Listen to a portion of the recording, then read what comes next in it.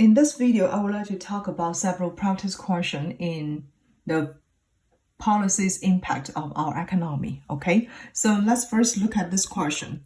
You can notice it says, suppose the economy start at Z. So this Z will be our original equilibrium point, okay? So that you can just write down at point Z.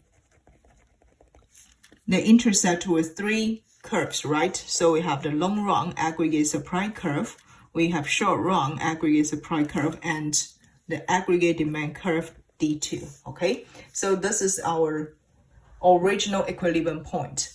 Then it says if it change, something happens, right? Move the economy to a new short run equilibrium point. We have P1 and Y1, and then what would be the case? So we can look at point Z, we have the price equal to P2, right? At point Z, we have price equal to P2, and then the output level equal to Y2. But now, the economy moved to the short run equilibrium point. That could be, I can just write it down, because it's a short run equilibrium, so I use the lowercase, okay? I can use lowercase a. So point A,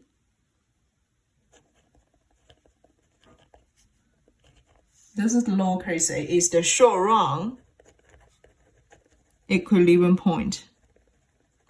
Short run equilibrium point, and you can notice that will be the intersection of aggregate demand 1 intersect with the short run aggregate supply curve, right? So at point A, what happens? We have the price. So at this point A, we have the price equal to P1 and the output equal to Y1, okay? Then what happens? Compare with point A and point Z. What's the difference? Point Z is our long run equilibrium point, and then is the intersection of those three curves, right? And point A is the short run equilibrium point, is the intersection of these two curves. Compare with these 2 points. What's the difference with those curves? You might notice this, we have the aggregate demand curve 2, but at point A, we have the aggregate demand curve 1. Okay, so we can notice it will shift the aggregate demand curve to the, so compare with these 2 points, we might get a conclusion. Aggregate demand curve shifts from AD2 to AD1, which is shift to the left-hand side. Okay, so if we shift to the left-hand side, it means the aggregate demand decrease. So which option will be correct? Only option B is correct. Then for the second question, it says the economy starts at point C. So you can notice this is the point C. You can just write it down, okay? For point C, it's the intersection of three curves. Long run aggregate supply curve, aggregate demand curve 2, and the short run aggregate supply curve 2, okay? So this is the long run equilibrium, okay? Our original equilibrium point. The intersection of the three curves. Then it asks about stagflation. Do you know what stagflation is? Stagflation is a very bad economic situation, okay? Stagflation. It means now the economy not only suffer inflation, and the economy's output also decrease. Most of the time we will say, okay, our output increase, which means our real GDP increase, and then maybe our economy will have some controlled inflation. That will be good. However, for stagflation, it means not only the output decrease means there is fewer goods and services available in the market, right? And then at the same time, those goods and services price are higher. So it will be very miserable for the people who are living in the stagflation. So some economists, they make a joke about stagflation. They said this is like cancer of economy. Okay, very hard to recover. So for stagflation, it means inflation and combined with output decrease. So we have the price should increase and then the output level would decrease. So which points satisfy this one? Let's look at point B. So compare with point C and point B. Point B, the price increased, output increased. This could be not the right answer, right? Let's see point A. You can see the point A. Compare with A and C, what happens? Only the price increase, but output doesn't change, right? But look at point D, okay? So we can look at point D.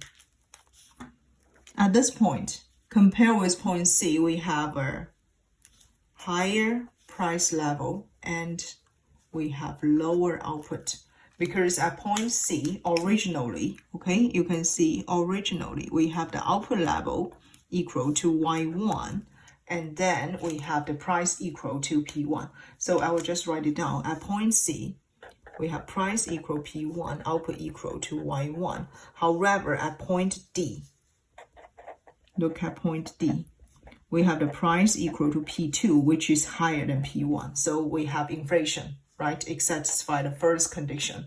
And then at point D, what happens? Output level equal to Y2, which is smaller than our original output level. So output decreased, satisfy these two conditions. Therefore, point D would be represents for stagflation. Now let's look at the third practice question. So it tells us starting from point B and then assume the aggregate demand is being constant. Okay, aggregate demand always constant. Then in the long run, what will happen to this economy? Okay, so let's see at point B.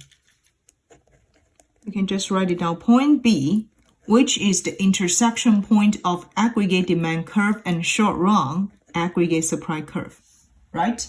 So this is point B, and it has the price level equal P2 and output level equal Y2. Okay, so this is the given information. But if I ask, what's the original long-run equilibrium point? From this graph, can you tell me what's the original long-run equilibrium point? You might notice for long-run equilibrium point, it should satisfy is the intersection of three curves, right?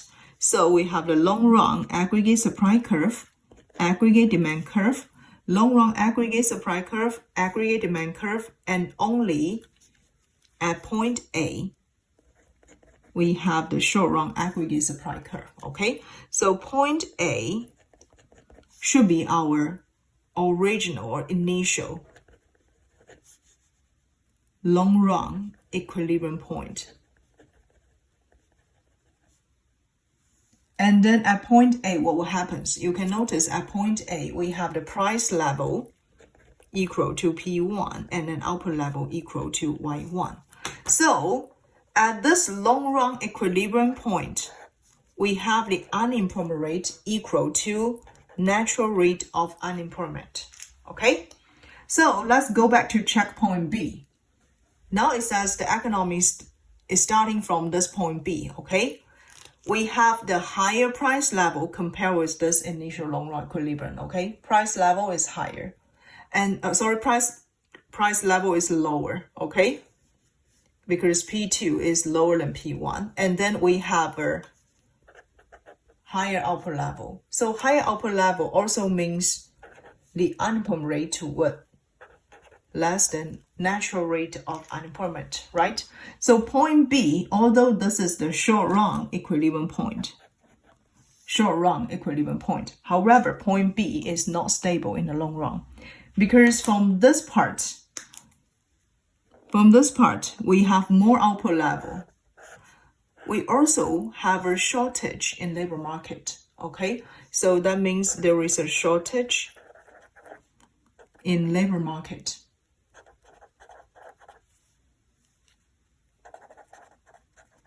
If there is a shortage in labor market, what will happen? Workers, they will have a higher wages expectation in the future, right? Because they realize there is a shortage. So if there is a shortage in labor markets, okay, I'll just write down something here, okay? So if I have point B, why it is not stable in the long run? Because now there is a shortage in labor market. So the workers will increases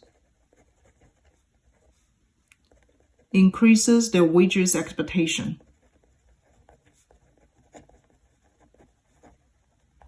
And that will result in the input cost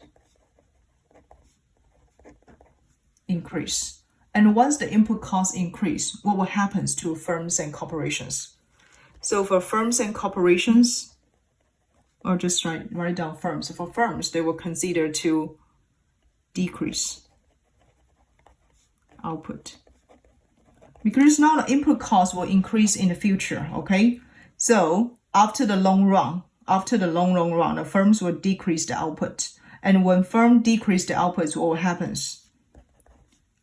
The short run aggregate supply curve will shift. So the aggregate supply curve will shift to the left-hand side. Therefore, you can notice this is not a stable point because at this point we have a lower unemployment rate, which would increase workers' wage expectation, and at the same time increase the input cost, which will shift this aggregate supply curve to the left-hand side. And then for the economy, it will go back to point A, okay? So the economy will go back to point A again in the future, okay? So it could be an increase level in price and decrease level in output. And then the economy will move back to point A.